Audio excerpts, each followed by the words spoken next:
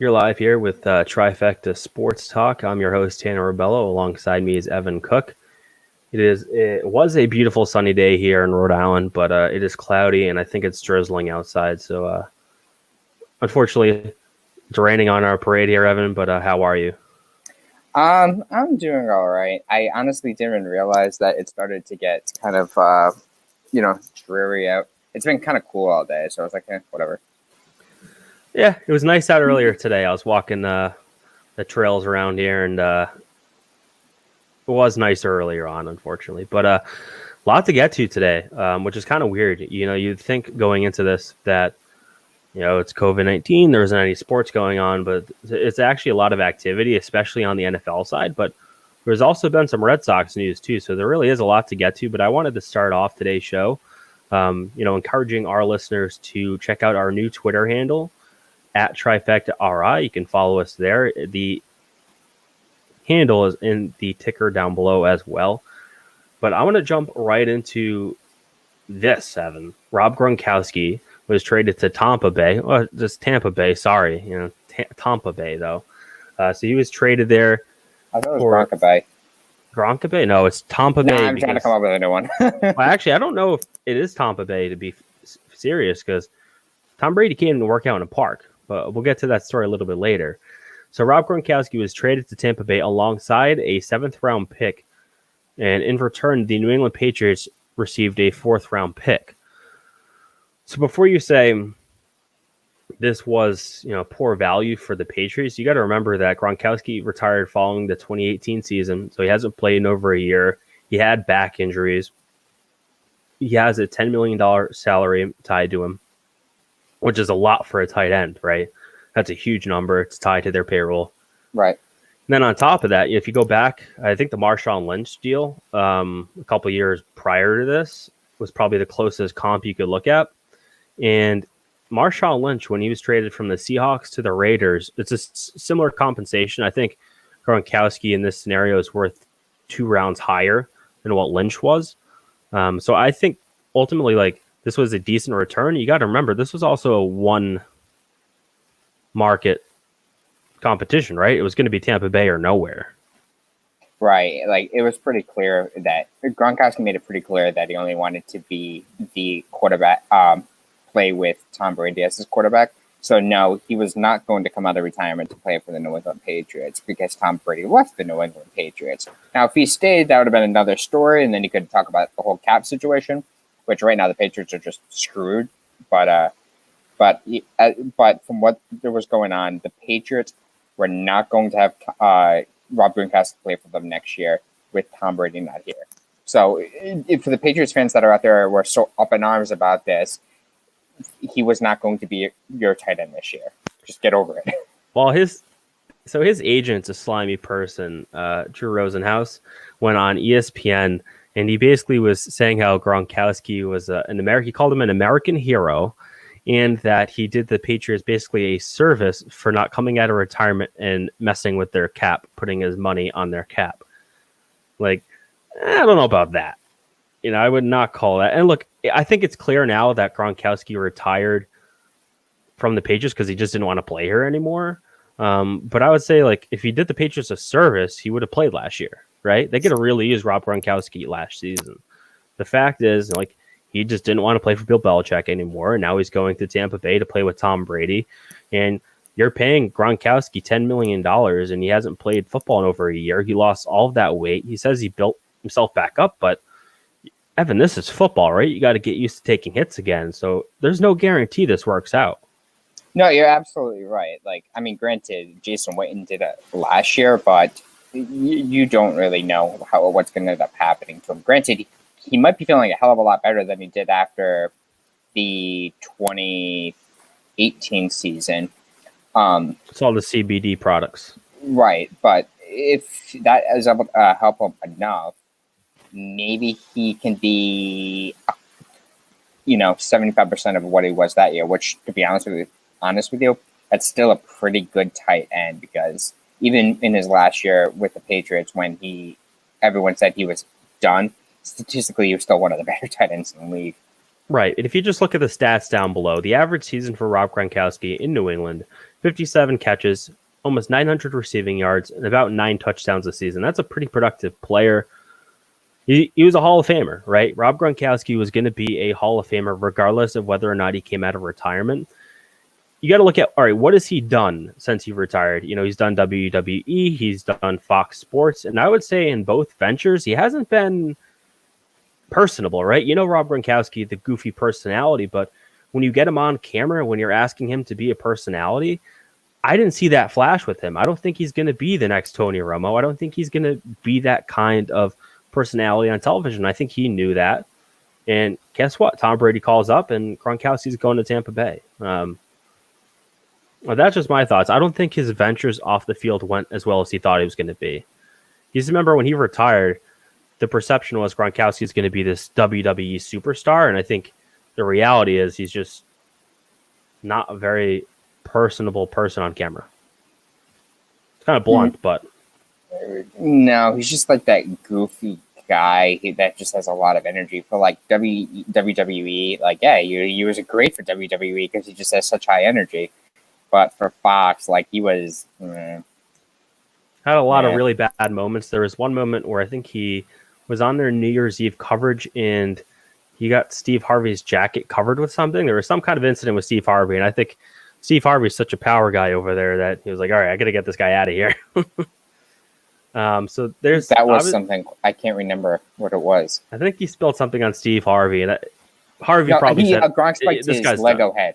Yes, that's right. It was Steve Harvey's Lego head. That's 100% correct. He spiked it, and you know what? Fox Sports is done for Gronkowski. So there is other news related to Rob Gronkowski. He's going to a place where he's going to play with Tom Brady. And what is going on with Tom Brady in Tampa Bay, Evan? He was working out in a park. A Tampa Bay city official told him to leave because the parks were closed due to COVID-19. And then we get this report from TMZ that Brady walked into the wrong house. He just walked into a stranger's house, didn't knock, just opened the door, walked right in, put his bags on the floor, and just... What?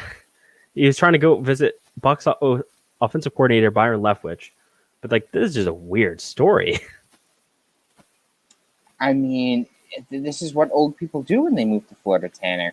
They just, they start to, lose a little bit, cognitively, and then they just start making mistakes like this. Like, it's completely understandable that he walked into somebody else's house. I would say, first of all, okay, you're going to pick up the playbook. You want to practice social distancing. Don't you still knock? You don't just open the door and walk into someone's house. Don't you knock, alert your presence? And then on top of it, who has their front door unlocked? The guy I think the homeowner said he was expecting people to come over to look at the house because he's trying to sell it. But it's still just a weird story. I mean, it's what happens when you don't eat red meat. I don't know, or tomatoes. I have no idea. Something's wrong here. So him working out the park, that's just bad. If you want to work out in your yard. Yeah, but he did that in New England though. He would go to local area fields and do that all the time. That's a regular occurrence. At this time, that's not really an excuse. You right now, it's closed. It's closed. I don't care that you're Tom Brady.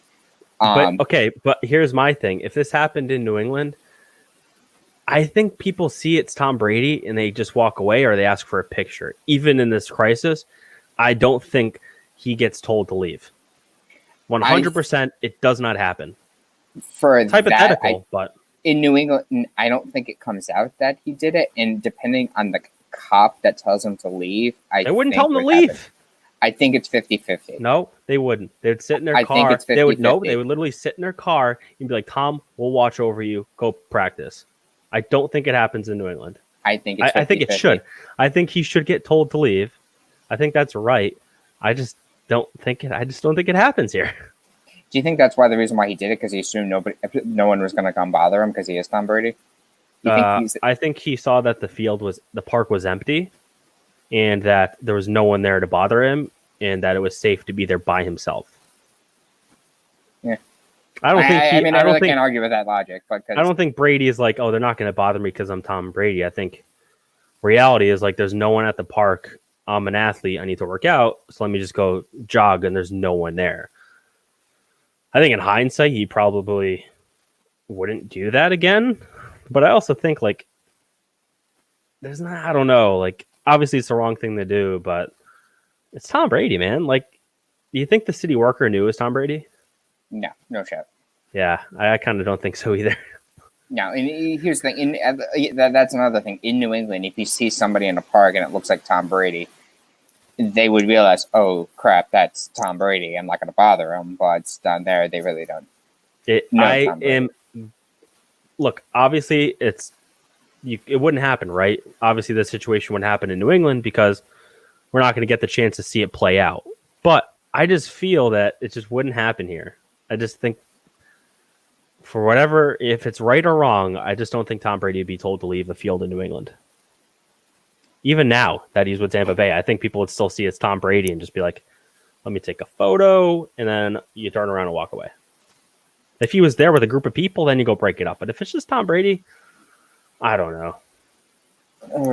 It's a slippery slope. But it's the TB12 method. It's all elasticity and pliability, and that'll prevent him from getting anything. So,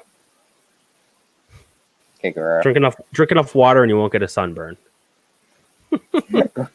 Okay, Guerrero. I mean, some of his stuff.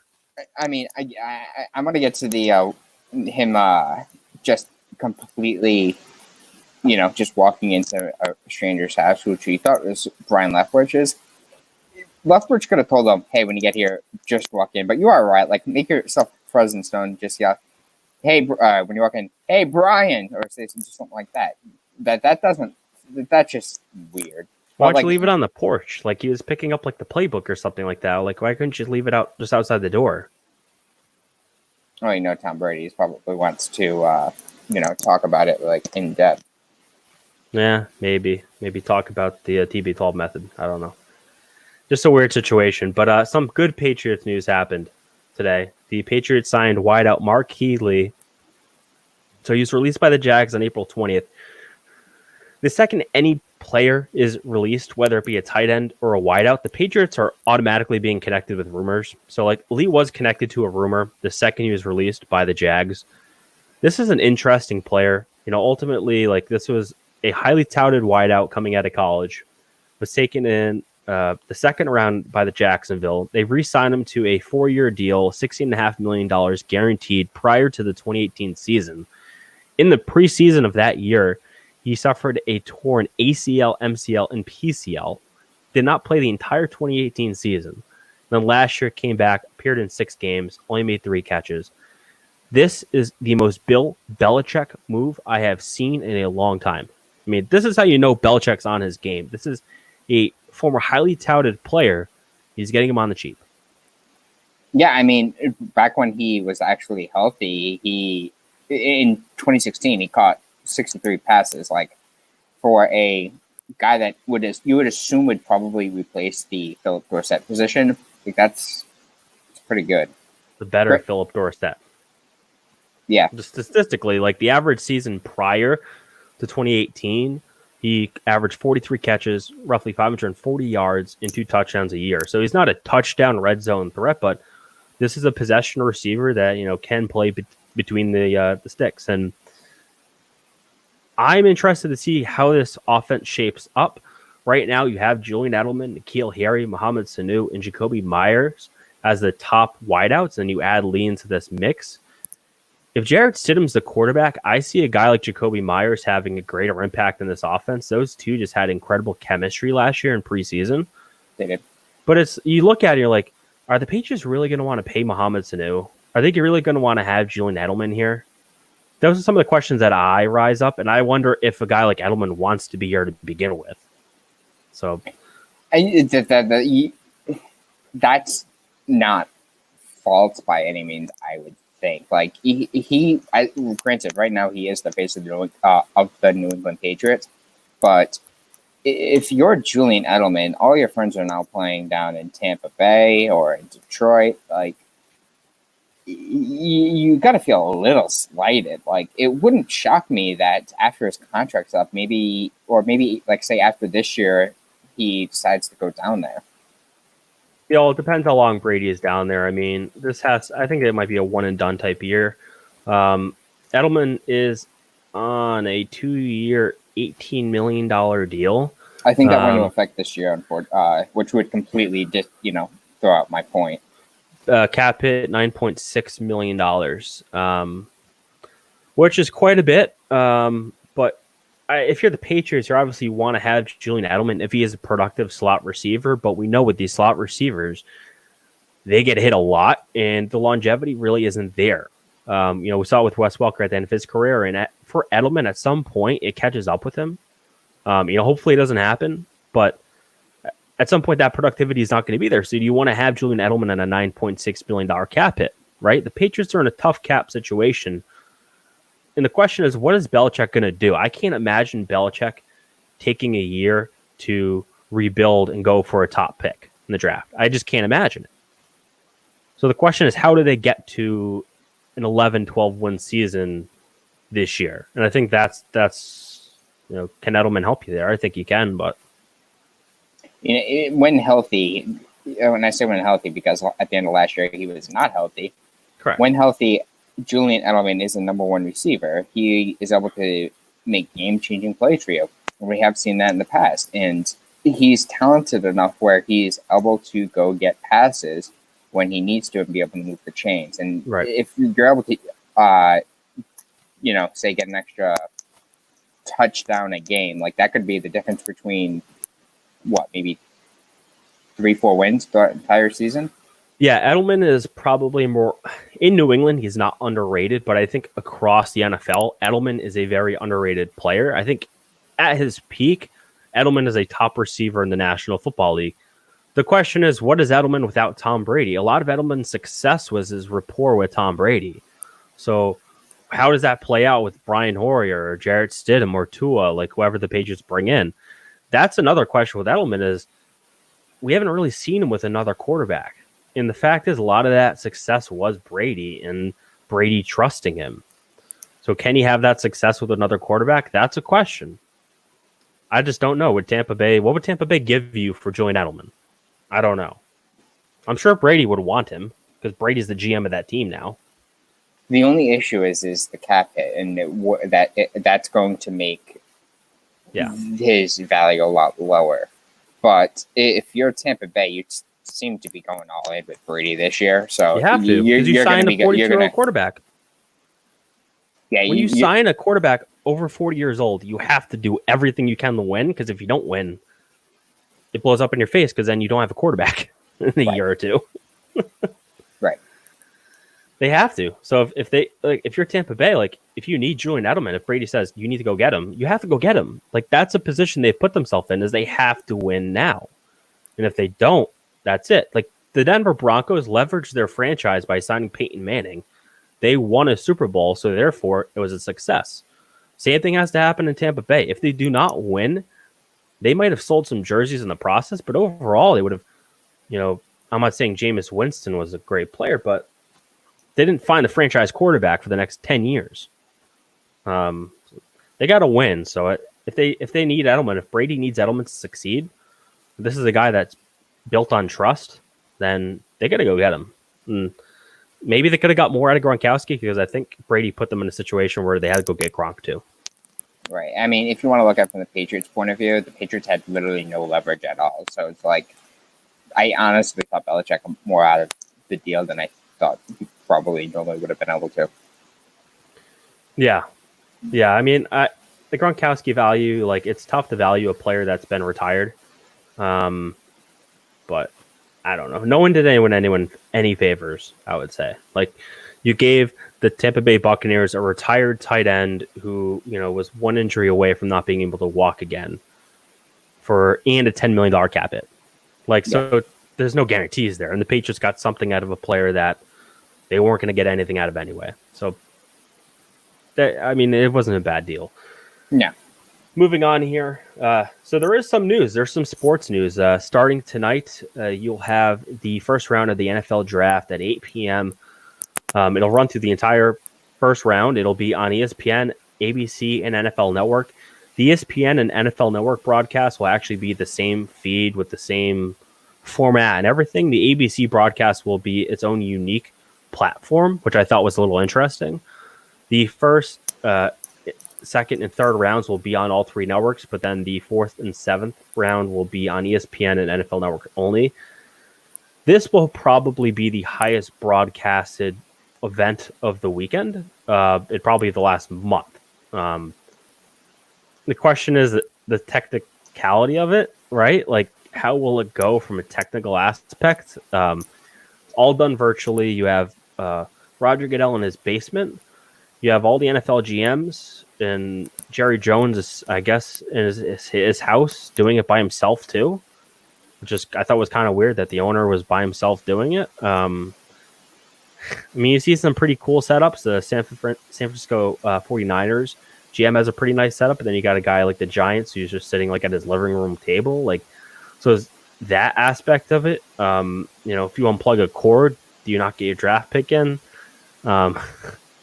So the NFL came out and said that if there is issues, they'll delay the pick. So it's not like they'll just run out of time. Yes. And there's also a conference call too. Apparently, they did a run through this the other day, and a lot of GMs were saying this is absolutely terrible. So it could get very, very interesting, and it could be a late night for some college kids. Yeah, and I know one of the GMs, his wife wanted to vacuum, so she unplugged his monitors. So, wait, who is this? I don't know. You have to look that one up. But it was one GM said his wife unplugged the monitors. He was trying to vacuum. I guess they only have 2 plugs in the house. It's going to be interesting to see just from a technical aspect. Like, there's going to be hiccups, right? Like, you have to admit there's going to be something that goes wrong here. It's just like, what goes wrong? I know there's a conference call link, so like they'll have a backup just in case the communications goes down. But ultimately, I'm hoping for a high quality stream, because if it's anything like ESPN's Horse Challenge, people are going to turn it off within 5 minutes because you can just get the results on Twitter. And I think a lot of people will probably do that, especially if the quality is bad. But from a Patriots perspective, they do have a whole heap of draft picks. Today, we're only expecting them to make one pick. They have one first-round pick, the 23rd overall pick. There could be moves. I mean, if they traded out of the first round, I wouldn't be shocked. If they traded up in the first round, I wouldn't be shocked. And if they traded I really would not be shocked at all, because I think everything's on the table this year for Belichick. Yeah. Yeah, is it one of those instances where it's like you want to know? In the past, Belichick hasn't gone out to just say, "Hey, is the best player available?" No, it's been for Belichick in the past. It's been he puts his eyes on a player and they tries to figure out where he can get that. So if it's a player that he can get up high up in the second round, he'll trade that first round pick for the second round pick early in the second round and say a fourth rounder. So that's you're right. That's not out of the question at all, and I think that will end up happening tonight. If there's a guy that he doesn't see sees value in, that's going to be there in a while. Yeah, I think ultimately it's like a lot of fans want to see him draft a quarterback here in the first round or trade up to get Tua, but Belichick is looking for value. That's so he takes the best player available in the draft. Doesn't matter what position they're playing, it doesn't matter anything like that. Like we've seen him in the past, he's not looking at his roster and saying, well, I need a tight end, so I'm going to go draft this tight end. No, he's going to pick whoever the best player is at the time, and then it just falls from there. So I think they'll pick a quarterback in this draft, but it won't be someone you thought of, right? It's going to be a Jarrett Stidham or something like that. They'll have to do something here. I mean, can you go into the season with Jarrett Stidham and Brian Hoyer? You probably can, but you do need to get a third guy regardless, right, going in the preseason. So it'll have to be through the draft, and you might as well take a dart and throw it at the QB chart and just land on somebody. I don't think it'll be Tua.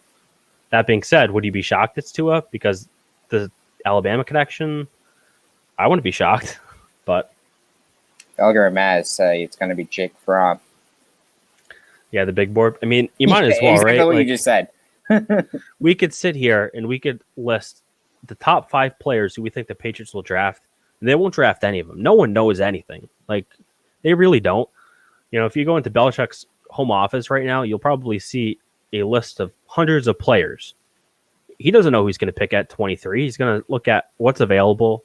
All right, did any trades happen? He's going to look at the movement. There's no set in stone pit. Like, you really don't know. Like, they can like a player, but now it's dangerous to go into a draft knowing exactly who you're going to pick.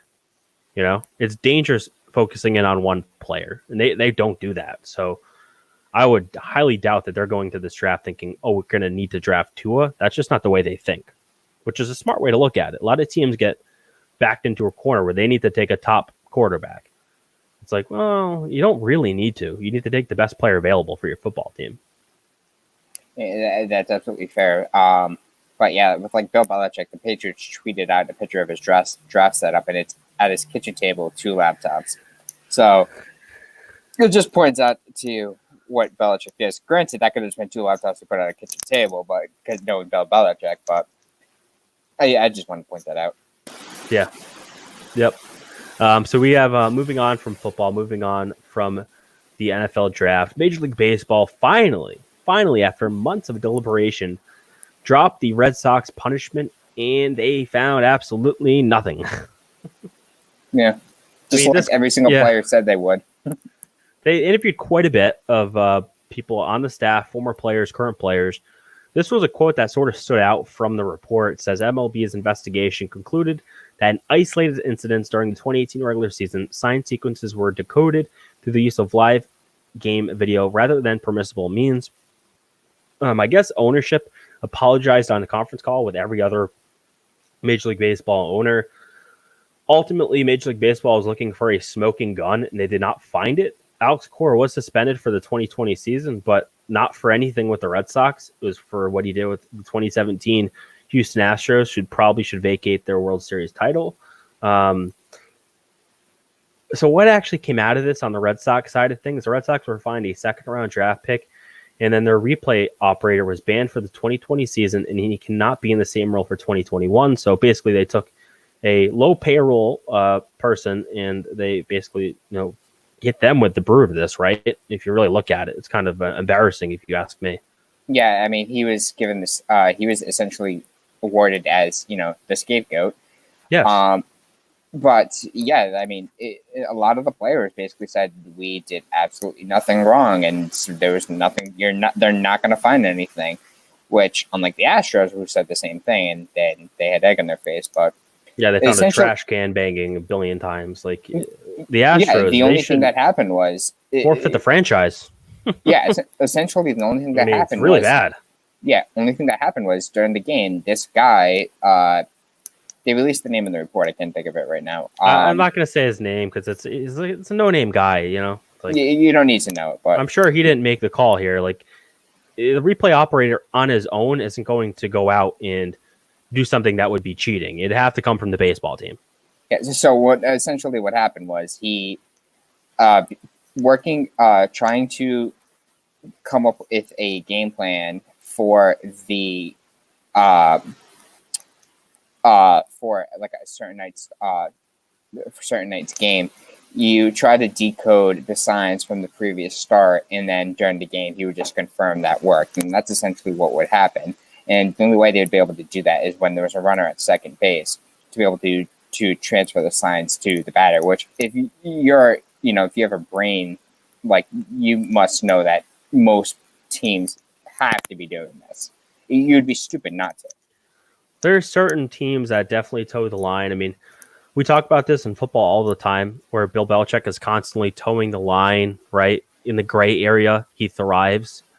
This is sort of that same thing, right? Where there's a gray area, they're using it. And well, the bottom line here is the commissioner of Major League Baseball told teams after the Apple Watch Gate incident that you have to cut it out. And then teams continued to do it. That's what's wrong about it, right? The fact that the commissioner said no cheating. And this is a sport that just has a history of cheating. every decade it feels like there's something else tainting the sport. So it's just a bad look overall, and you got to clean it up. Red Sox got off easy, but I do feel bad for one person in the Red Sox organization. Evan, who is it? I'm going to take a wild guess and say it's not John Henry, not Sam Kennedy. I'm going to cast Chaim Bloom. Chaim Bloom. That's right. This guy was set up to fail.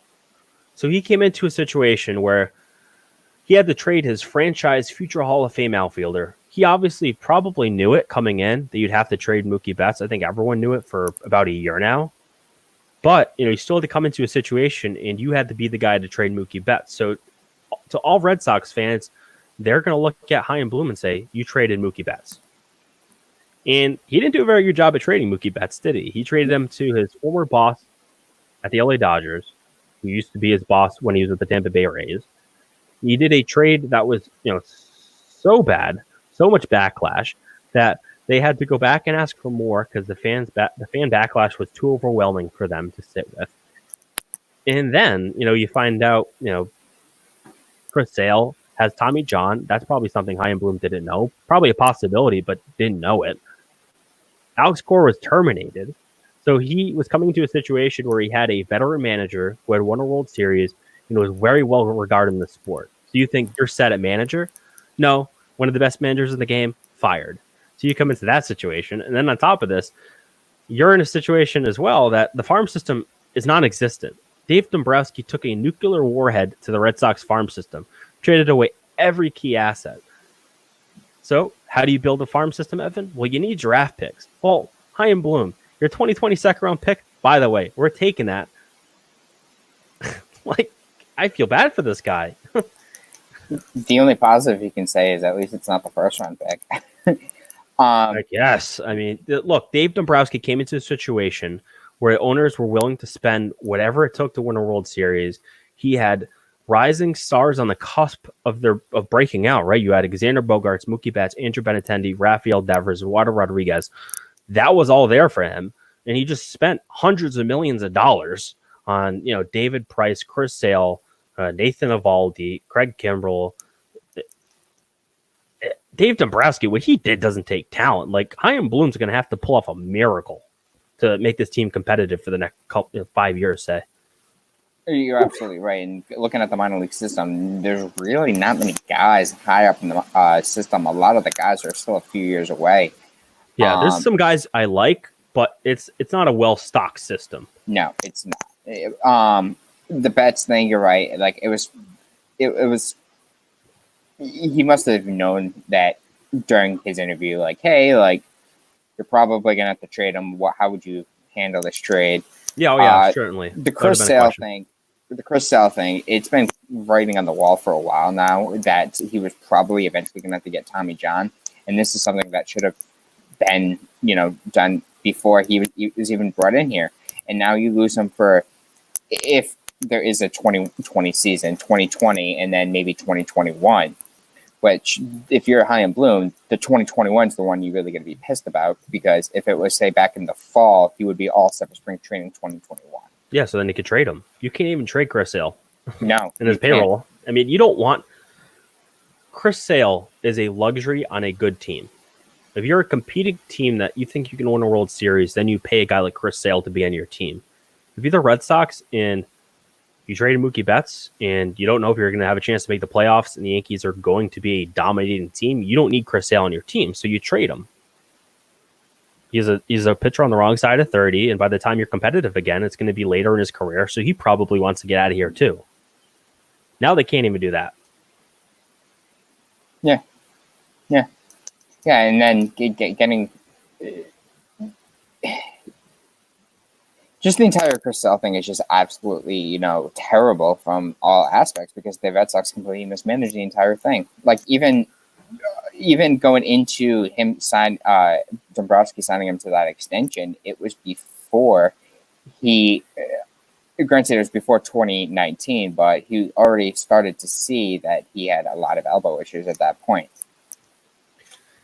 It was still Chris Sale. He got paid ace money. It is revisionist history, I think, to go back and say I wouldn't sign Chris Sale. Nathan Eovaldi, Steve Pearce, those are guys you did not need to sign. Chris Sale, I mean, you would think you would need to sign Chris Sale, but at that point, the Red Sox roster should have been an annual World Series winning roster, or at least competitive for a World Series. So I don't hate that Chris Sale signing. I think that was like, was it a good signing? No, but Dave Dombrowski had so many bad signings that it kind of looks like a good signing. Yeah. Yeah, I mean, you did not need to sign Nathan Eovaldi to that contract. He got way overpaid. That's Carl Crawford type of money. Yeah, I mean, Eovaldi was great in the 2018 World Series, but there's sometimes you bring in a guy, you win on the trade, right? Make a trade deadline move. The guy pitches well for you, helps you win a World Series, helps you win a title. That's the goal of any trade deadline acquisition. Gives you just enough to put you over the top. Steve Pearce was also that. You don't need to re-sign those players. There's no need to. And was there a reason to sign Steve Pearce at the time? They had Mitch Moreland, they had Sam Travis, they had Blake Swihart, so they had options at first base. Like, there really wasn't a need to sign Steve Pearce either. Eovaldi kind of made sense if you think about it. Well, they didn't have a lot of starters. You had Eduardo Rodriguez, you had Chris Sale, David Price. So you think Eovaldi, put him in there. But that's a lot of money for Nathan Eovaldi, and he didn't prove to be a starter, and you paid him starter money. So, that's a problem. Well, the issue is it's a guy that has had consistent arm issues throughout his entire career, and you gave him high teens, I think. I'm trying to think of, I can't remember the exact contract. He makes, I think it's like 18, 19 million. When you could have had a guy like, granted, Rick Porcello stunk last year, but if you had, granted, that's under Chaim Bloom, but bringing back Rick Porcello would have been a better deal. The more I think about it, Eovaldi signed a 4-year, $68 million deal, annual value $17 million for Nathan Eovaldi. And then, Rick Porcello. Well, I liked Porcello. I thought, there were some certainly down years with the Red Sox, but you could have got Rick Porcello for $10 million on a 1-year deal this offseason.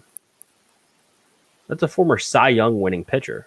And he also makes 32 starts a year. Right, he's a workhorse. And a team like the Red Sox in 2020, who aren't going to be really, they're not going to compete for a division, right? They might compete for a wild card slot, maybe, but you need a workhorse starter, and that's what Rick Porcello would have gave you. Yeah, I mean, Dave Dombrowski, they won a title, so at the end of the day, you can say, okay, you won a title, great. But you can look back at this and say, well, they won one title under Dave Dombrowski. They had Hall of Fame caliber players on their team, all-stars on their team. Ownership was willing to spend hundreds of millions of dollars to win, and you only won one. So you can look back at Dave Dombrowski and say he had all the resources in the world, a top-tier farm system, the piggy bank to back it up, and then won one title. Still won the title. Yeah, won the title, but you had Mookie Betts. I mean, this is a Hall of Fame player. You had Alexander Bogaerts, one of the best shortstop in the game. You had Chris Sale, David Price. You had 3 Cy Young caliber pitchers in your rotation. Not that they'll pitch Cy Young level for an entire season, but you know what I'm saying? Like, they had all the assets they could use. Oh, they did, but unfortunately, we kind of saw it coming where it was only going to be a short period of time where they were going to be able to compete, have that World Series window. Granted, they still could be that contender. It's just the only thing is they don't have Chris Sale right now. They don't have Mookie Betts, and that's going to be the real killer, to be honest. But you do have... How many games are they going to win? They're not going to compete this year. If we don't know what the season looks like. But that's besides the point. Right. We don't know what the season looks like. But hypothetically, if we had a full season, this Red Sox team without Chris Sale, 80 wins, 85 wins max. Like, I think they're an 80-win ball club. Yeah, I mean, you won 85 games last year, and you didn't really have a good Chris Sale at all during the year. You did have Mookie Betts, but you still do have Alexander Bogaerts. You still have Rafael Devers, and they're still 2 pretty damn good players. That definitely would have helped you get to maybe not, rotation though. You may have had about 80 wins, but you would have been a wild card contending team. Who wins them enough games? And so if they had a season, you have Eduardo Rodriguez. Great. Okay. What else do I have? Like seriously, like what else do they have that you know is a sure bet? Sure bet. That's my answer. There But wasn't. Like however, even though I have, been kind of, putting down Nathan Eovaldi for a while, like if Nathan Eovaldi was healthy this entire year, he does have the ability to be a pretty good pitcher for you. And he could get, granted, he may not win you, 20 games, but he could be, a 15-game winner. they might win. You know what? The 2020 Boston Red Sox, they would have won 78 games. 2015 Red Sox won 78 games. Where are they better than the 2015 Red Sox? The rotation, I would put it basically at the same level. Okay. Yeah, no, I would say that's right. Offensively, I'm trying to think who you had for good hitters that year. David Ortiz. Okay. Somebody did. Travis Shaw had a good year that year. Pedroia hit 291 that year. Mookie Betts at 291. Alexander Bogarts at 320 that year. That was he made his breakout year, yeah. Yeah. That's pretty much it. But I'd say offense, like, could they be better than the 2015 team? I think they'd have been right on par with that. So, like, they won 78 games right. that year. No, that you are right about. That's a close team. The only thing is, I think I have a feeling that Rafael Devers would have made that big step this year because he did start to see it last year with him. Could you see Benintendi make that step, and then maybe you get a couple starters that outside of Eduardo Rodriguez also have a good year, and maybe you get to 80 wins, 82 wins, but I just don't see them being much better than that. Like, they have a high payroll still, but this year you sort of felt Ron Renicky, like that still would have contended for a wild card at least. But yeah, with and Benintendi, he did have a down year last year. Yeah. But you would have assumed he definitely would have bounced back as well. And there's every year you tend to have a guy that just has like a great year out of nowhere. Like every team has that. So there would have been some guy in the roster or on the pitching staff that would have done that. But then you look at Ron Renicky and you think, okay, 2014, he went 82 and 80. Okay, that's not bad. 74, 88, 2013. He won 96 games in 2011, but this is not the 2011 Brewers. 2011 Brewers were actually that team was loaded. My God. Prince Fielder in his prime. Fielder at 38 bombs, 120 RBIs, hit 299. Ryan Braun hit 332, 33 homers, 111 RBIs. Oh my God, this is crazy. LaCroix had JJ Hardy on that team too. I'm trying to I think. No, Hardy was not on that team. He had Mark Kotsay on that team. Can you really? Carlos Gomez? Yeah, Mark Kotsay was on the team. Carlos Gomez. Betancourt was on the team. Richie Weeks. That rotation, he had Giardo.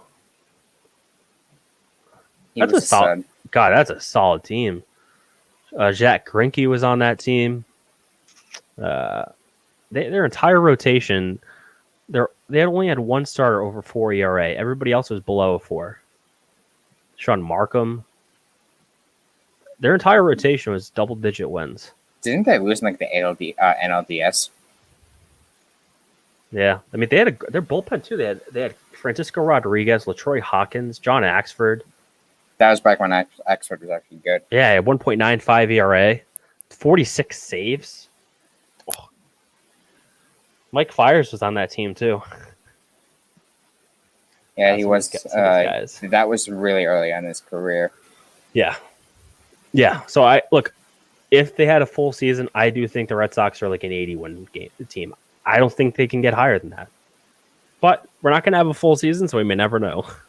I don't think there's going to be a season, but that's the point. That's good for them too.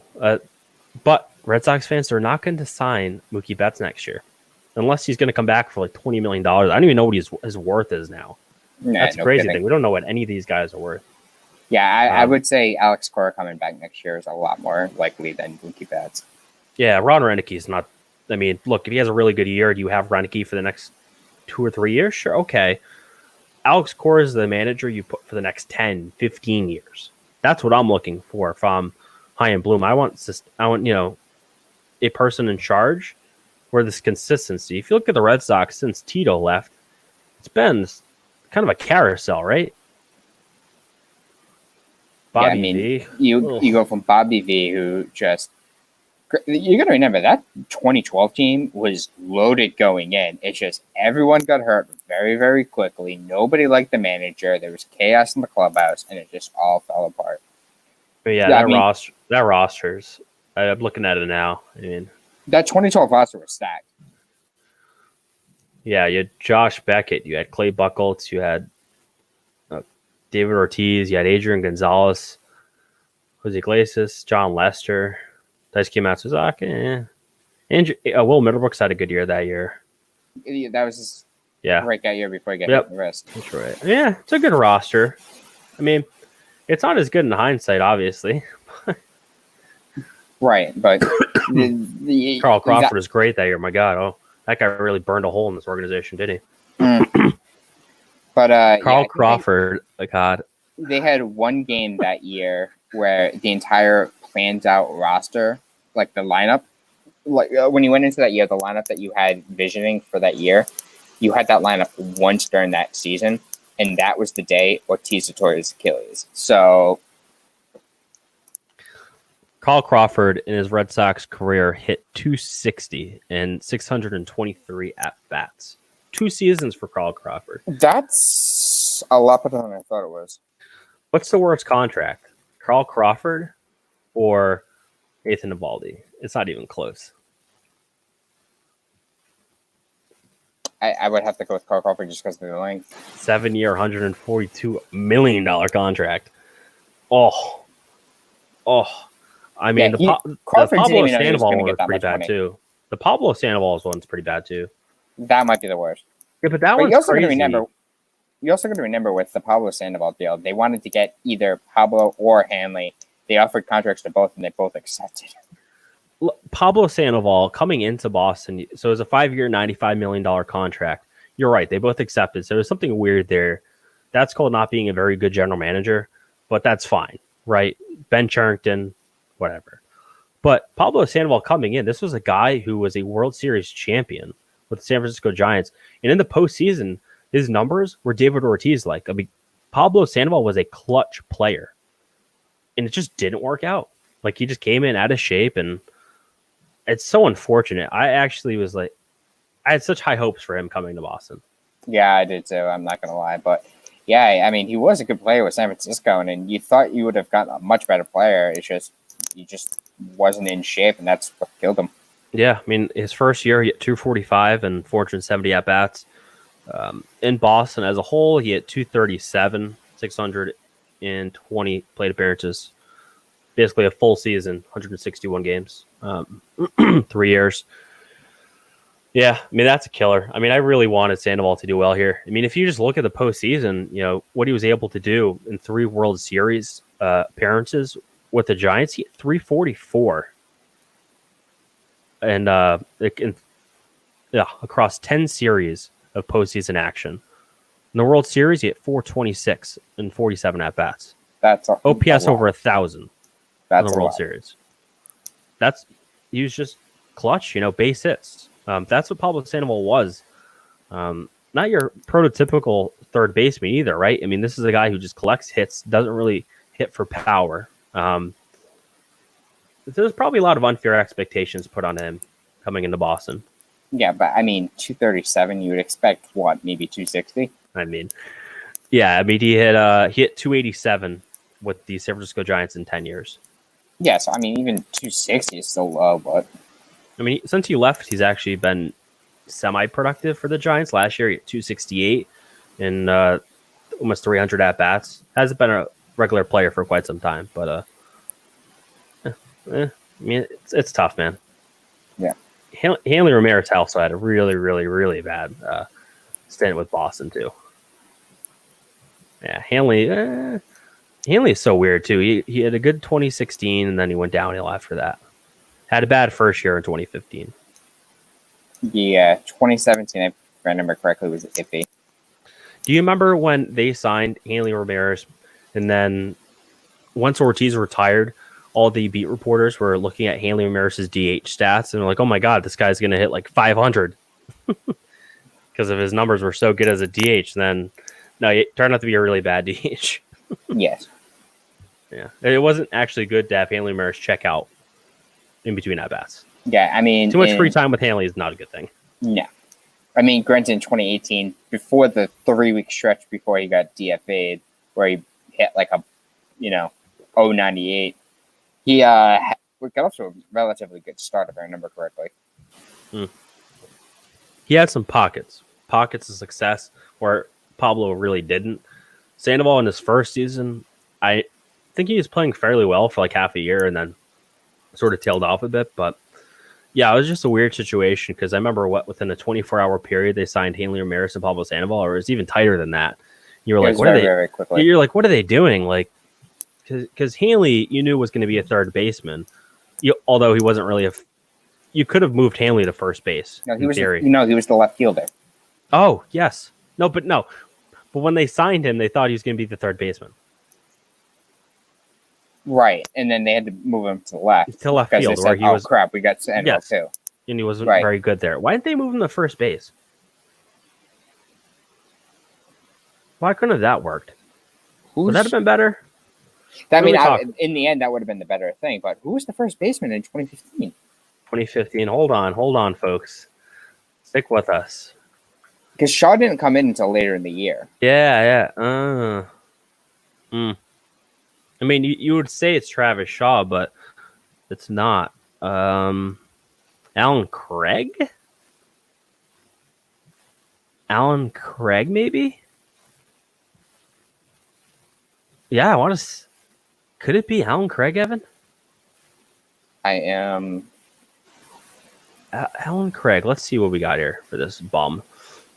Sorry, not a bum. That's rude. Alan Craig in 2015? No, it can't be him. I played in 6 games. I'm trying to look up the opening day lineup that year. Yeah, no kidding. Wow. I mean, we should know this. Was it Travis Shaw? If anyone knows, throw it in the comments, I guess. The opening day first baseman in 2015 was David Ortiz, but it's because they also opened up in Philadelphia. Mike Napoli. God, that's why he was still there for some reason. 2015. That was one guy that they signed because that was like Nathan Navalty and Steve Pierce. They signed him because of what he did in 2013. Yeah, no, that's literally what it was. And even in 2013, he just had a bunch of home runs, and he was a good clubhouse guy. I like Mike Napoli. I'm not going to get on him for that. But his entire time he was here was fun to watch, though. Yeah. Hanley Ramirez should have been at first base. Now, in hindsight, that might have worked out pretty well. Because you got to remember, he put Pablo Sandoval in at third, and there might have been some stuff where like it was kind of pressure on him, added pressure. Moving on here, Bryant Bulldogs are probably going to win the NEC if there's a season, Evan. I mean, they've kind of hit it out of the park with their draft class this year. On earlier this week, I think it was yesterday, head coach Jared Grasso announced his 5 April signees. He has brought in Mello Eggleston. I probably butchered that last name. Yeah, we talked about him last week. Yep. Yes. Prospect. So that's official. Yeah, that's official. He played 20 games last year with Arkansas State. They also brought in Luke Sutherland from Siena. He's an athletic front court player who can shoot. Grasso kind of also liked him because he referred to him as a gym rat. So basically that, hard work and he'll do anything to try to get minutes, which Grasso loves guys like that. You also have Darius Ginn, who played at Central Wyoming College last year. Big guy, can rebound. Will help replace the loss of Patrick Harden. You also have Chris Childs from the Bronx, New York. Grasso says he has that, New York swag or something that he referred to Michael Green having a lot. So that electricity that he could bring to the game where he's able to get to the, hoop, able to get to the hoop and get points quickly. Basically, if you're a Celtics fan, he's Isaiah Thomas. And then this is the guy that a lot of Rhode Islanders are going to be excited about. Erickson Baines from Shea High School in Pawtucket. Basically, he's a guy that can hit the three for for Bryant. But if you're a Bryant fan, the Melo Eggleston signing is definitely one that you've got to be excited about because he was a top 100 recruit and had offers from over a dozen high D1 schools. So you're looking, I can't remember a lot of the names, but it was like UCLA, stuff like that.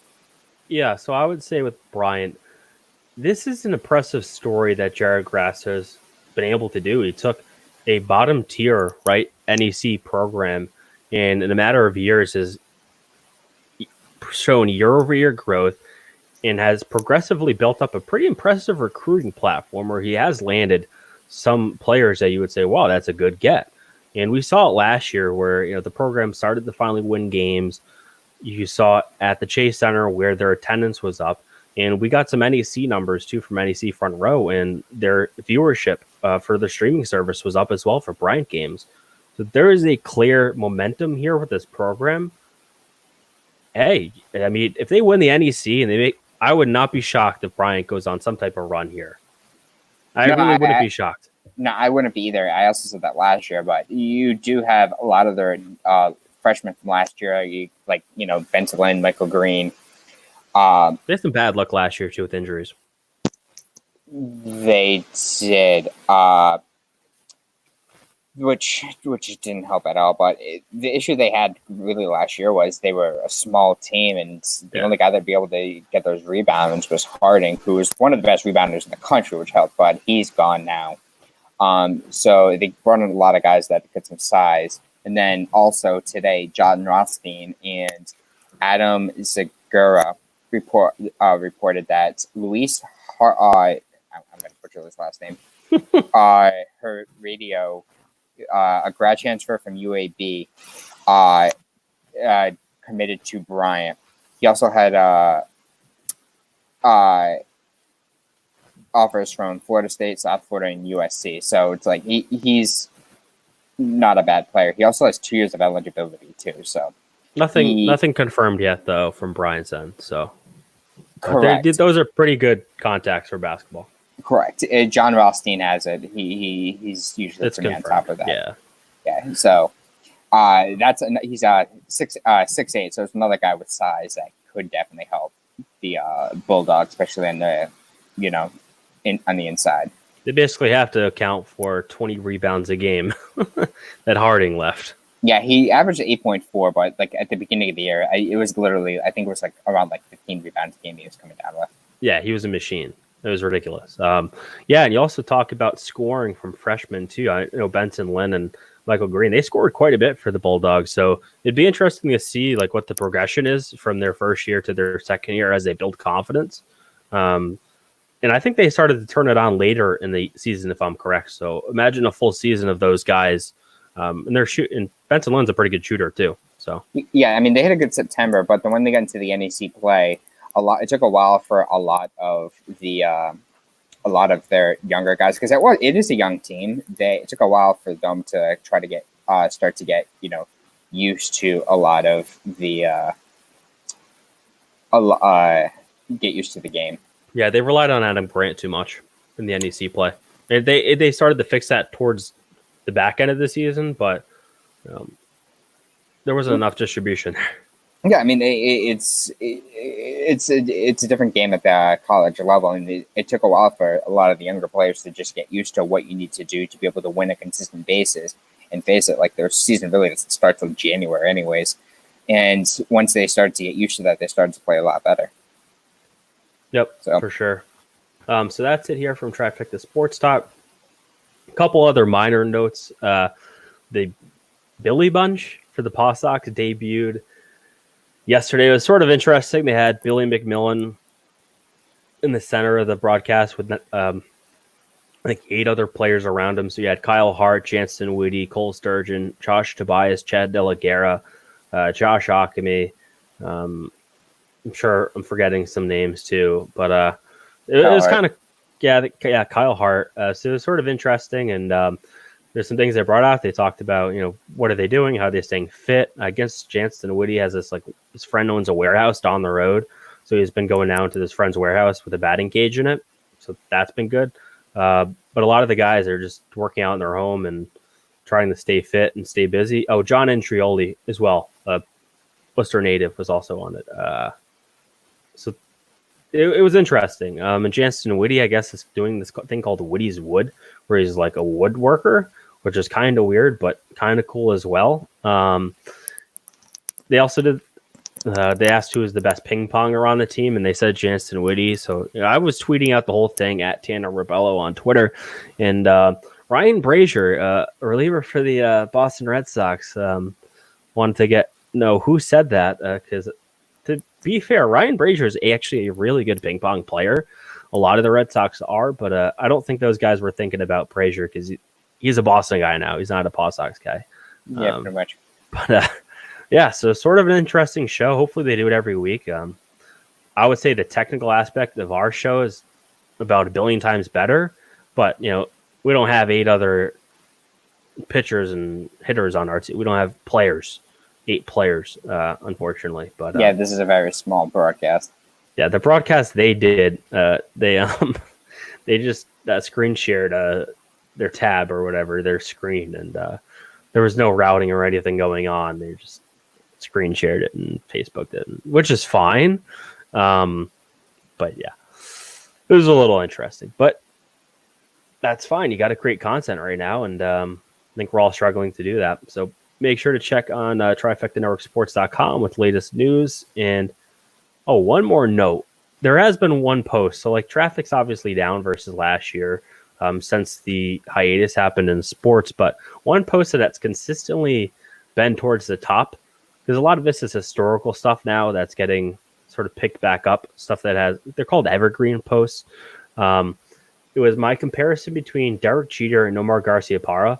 And this post is actually one of the top posts on the site right now, oddly enough. And in his prime, Nomar Garciaparra was a better shortstop than Derek Jeter. In his prime, at his peak was higher than Derek Jeter. That is a fact. Just wanted to get that off my chest.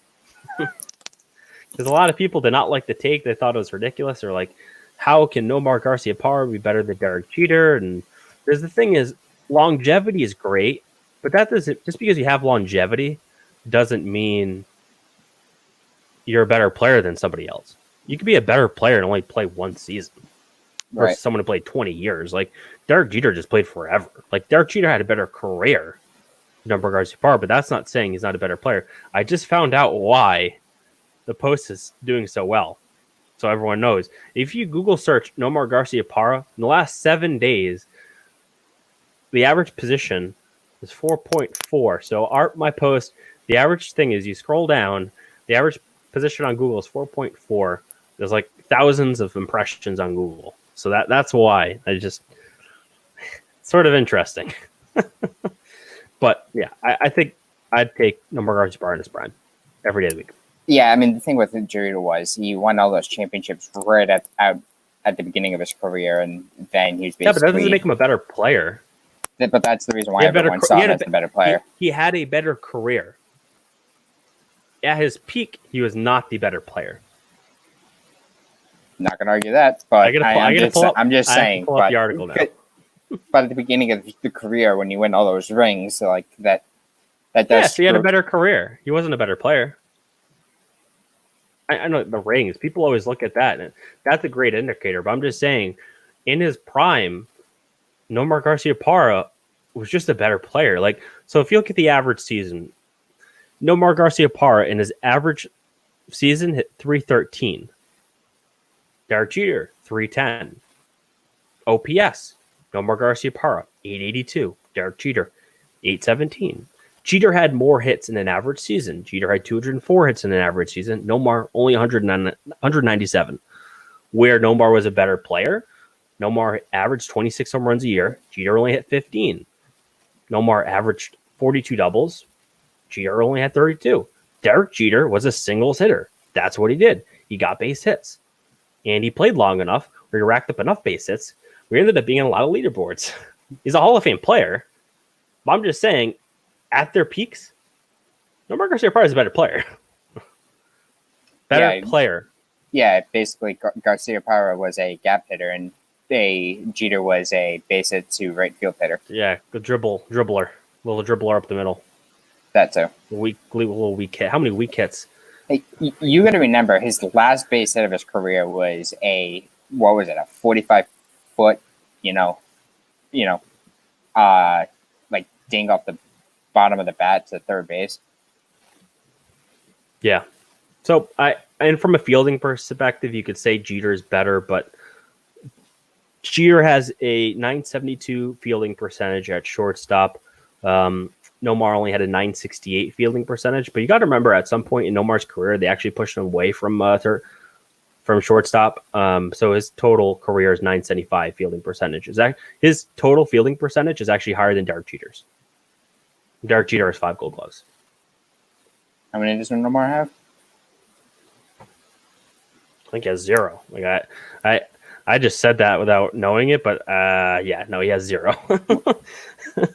I mean, sometimes you just know. I mean, Nomar was a great player, a great hitter, right? Did he help his team win championships? No. Wasn't a winner, right? Derek Jeter is a winner. Nomar is not. Nomar is a better player. So I guess if you're building a team, Evan, and you're like, all right, I want to win a World Series. Do you take Derek Jeter or Nomar Garciaparra? You take Jeter because you know he's a sure thing, like from a leadership perspective. Like there's an intangible there. But I think you take Nomar. You pick the better player.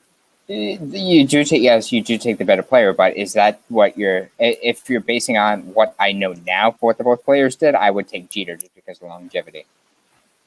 Yeah, but maybe. I mean, Jeter played for one team his entire career. That doesn't happen. And Nomar sort of bounced around, and yeah. I mean, at the end of the day, I think Xander Bogaerts will have a better career than Nomar. I don't. And you want to know why?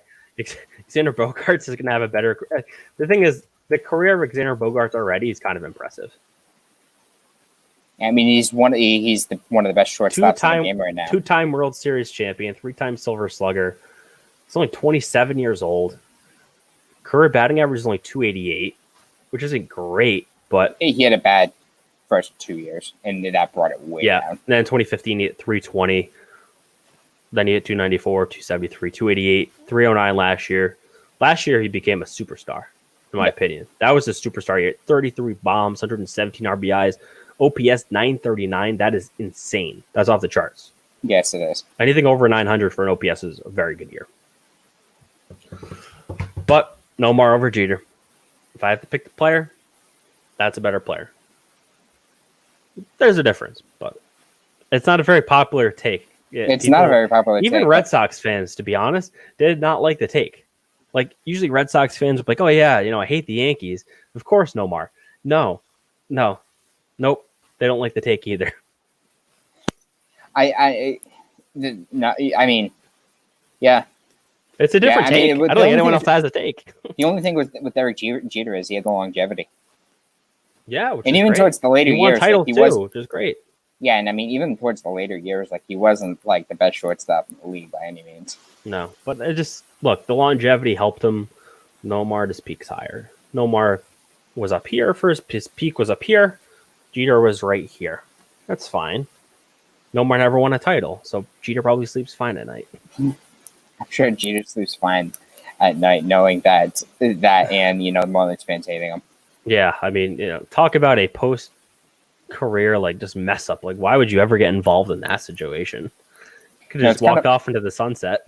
It's kind of funny. Like, at the end of their career, everyone hated A-Rod and loved Jeter. And now everyone hates Jeter and loves A-Rod. Granted, I'm saying that very loosely, but it'll change. Of course. Look, with Jeter with the Marlins, he inherited a situation that was atrociously bad. And it takes a lot of money in baseball to change that. How long? I don't know. And there's obviously been some things where he's trading Christian Yelich. That was pretty bad. But trading Giancarlo, going away from Giancarlo Stanton, probably the right move in hindsight. But even Yelich is in hindsight probably. That still hurts pretty bad, but the Yelich one hurts. I would say hurts more. They actually had some solid young players in Miami, despite the incompetence of the ownership down there. But his big move is removing that big statue in center field. So I forgot to get rid of that. Yeah, so that's it here from Trifecta Sports Talk. I think we wrapped up like 10 minutes ago on this weird tangent, but yep, that's it. Make sure to follow our new Twitter handle at TrifectaRI. Make sure to follow us on Facebook at Trifecta Sports. And for the latest news, check out TrifectaNetworkSports.com. As a reminder, the NFL Draft Round 1 kicks off in about an hour and 20 minutes, 8 o'clock Eastern. It is on ESPN, ABC, and NFL Network. If you would rather watch Netflix, go ahead and do that. Follow us at TrifectaRI. We will have whatever the Patriots decide to do with their 23rd overall pick. We'll have the latest there. Thanks for watching. Stay safe, everybody. Wash your hands.